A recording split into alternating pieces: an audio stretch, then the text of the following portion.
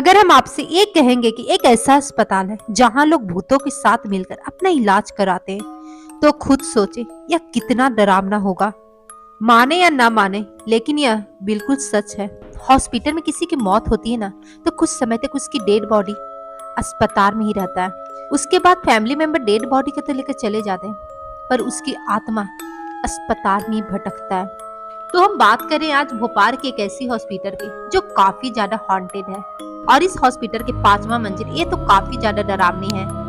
बोला जाता है कि 5वां मंजिल पर एक ऐसी आत्मा का बसेरा है जो किसी भी पेशेंट को वहां पे जिंदा रहने न देती है। लोगों का कहना है कि इस हॉस्पिटल के 5वां मंजिल से काफी ज्यादा चीखने चिल्लाने की आवाज आती है। इस कारण इस हॉस्पिटल के 5वां मंजिल को बंद कर दिया गया। तो आज का कहानी अब स्टार्ट होती है। निकिता नाम की एक लड़की थी जो इसी हॉस्पिटल में नई नई ज्वाइन की थी। उसे इस हॉस्पिटल के बारे में कुछ भी नहीं मालूम था। एक दिन की बात है जब सब कुछ अच्छा ही चल रहा था उसके जीवन में। वो एक चीज से काफी ज्यादा उसे अजीब लगता था, 5वां मंजिल को लेकर। उसे ऐसा लगता था कि कभी कभी हमारे हॉस्पिटल में ऐसा होता है कि मरीज का संख्या ज्यादा हो जाता है, पर उनका इलाज करना काफी ज्यादा दिक्कत हो जाता है क्योंकि जगह नहीं होती है। जब हमारे पास 5वां मंजिल फ्लोर पर इतना अच्छा जगह है, कुछ का वहाँ व्यवस्था है, फिर इतना व्यवस्था होते हुए 5वां मंजिल को क्यों बंद कर दिया गया? जब निकिता इसके बारे में किसी से बात करती ना, तो उसे लोग चुप करा देते। फिर निकिता भी उस 5वां मंजिल के बारे में बात करना छोड़ दी। तभी एक दिन निकिता रात के करीब 1 बजे अपने कैबिन में बैठकर कुछ काम कर रही थी। तभी एक मरीज निकिता के कैबिन में डायरेक्ट हिल जाती है और बोलती है, मैडम मेरा पेट में काफी ज्यादा दर्द है, आप प्लीज मेरे पेट का इलाज करो। निकिता बोलती है, आप डायरेक्ट मेरा कैबिन में क्यों हिल गए? बाहर डॉक्टर तो होंगे, आप उनके पास क्यों नहीं गए? वो औरत बोलती है, मैडम बाहर में कोई भी नहीं थे, इसे मैं रिसेप्शन में पूछ के मैं आपके कैबिन में डायरेक्ट आ गई। निकिता उस मरीज को बोलती है, आपके पेट में इतना दर्द कैसे हुआ? और आपके साथ इतना पेट में आपका दर्द है और आपके साथ कोई फैमिली मेंबर नहीं आया? वो औरत बोलती है, मैडम मेरा कोई इस दुनिया में नहीं है, इसलिए मैं अकेले आई हूँ। निकिता के थोड़ा सा उस औरत की बातें सुनकर अजीब लगता है। फिर वो बोलती है, ठीक है आप यहाँ पर बैठो, मैं बाहर चेक करके आती हूँ कि कोई रूम खाली है या नहीं। निकिता बाहर जाती है और चेक करती है तो एक भी रूम खाली नहीं था। निकिता सोचती है कि मैं कैसे इस औरत का इलाज करूं।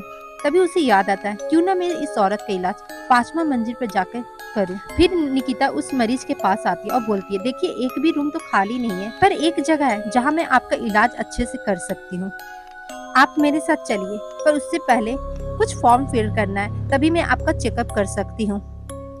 निकिता चुपके से एक फॉर्म निकालती है, उसे भरकर रिसेप्शन में जमा करने चली जाती है।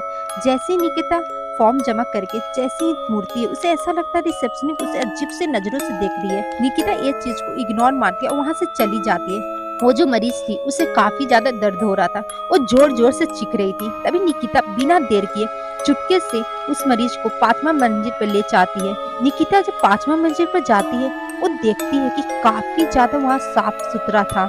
निकिता सोचती है, ये 5वां फ्लोर कितने सालों से बंद है, फिर इतना साफ सुथरा कैसे है? तभी वो औरत जोर जोर से चीखने लगती है, मैडम मेरा जल्दी से इलाज करें। निकिता उस मरीज को एक रूम में ले जाती है। उस रूम में हर एक चीज वहाँ उपलब्ध था जो हर हॉस्पिटल के रूम में होता है। निकिता सोचती है, इस मंजिल पर हर एक चीज उपलब्ध है, फिर डॉक्टर इस फ्लोर को यूज क्यों नहीं करते? निकिता उस मरीज को बेड पर लेटाती है और उसका इलाज करने लगती है। उसे इलाज में कुछ सामान चाहिए था जो निकिता को उस रूम में मिल नहीं रहा था। तभी निकिता दूसरे रूम में वो सामान लाने चली जाती है। वो सामान लेकर जैसे ही उस मरीज के रूम में आती है, वो देखती है कि वो औरत बेड पर थी ही नहीं। वो काफी आवाज देती है, इधर उधर देखती है, पर वो औरत कहीं नहीं थी। निकिता नीचे आती है और रिसेप्शन पर जाकर पूछती है, देखो मेरे साथ एक औरत थी जिसका मैं अभी तुम्हें फॉर्म फिल करके दी हूँ, क्या तुम उस औरत को कहीं देखी हो? रिसेप्शनिस्ट बोलती है, कौन औरत? तुम किसका बात कर रही हो? तुम्हारे साथ कोई औरत थी ही नहीं, मैं भी तुम्हें कब से देख रही हूँ, तुम किसी से बात करी हो, शांत करने की कोशिश करी हो, पर मुझे कुछ दिख ही नहीं रहा था, मुझे भी काफी अजीब लग रहा था कि ये तुम क्या करी हो। निकिता बोलती है, ऐसे कैसे बात करी हो, तुम्हें वो औरत दिखी ही नहीं, उसके पेट में दर्द था, वो जोर जोर से चीख रही थी, तुम्हें कुछ सुनाई नहीं दिया? रिसेप्शनिस्ट बोलती है, क्या बात कर रही हो, वहां पर कोई रहेगा तो मुझे किसी की आवाज सुनाई देगा ना। तभी उन लोगों के बहस सुनकर आसपास के डॉक्टर आके बोलते हैं, क्या हुआ, तुम लोग इतना बहस क्यों कर रही हो? निकिता सारी बातें उन डॉक्टरों को बताती है। और बोलती है, सर मैं उस मरीज का इलाज 5वां मंजिल पर कर रही थी।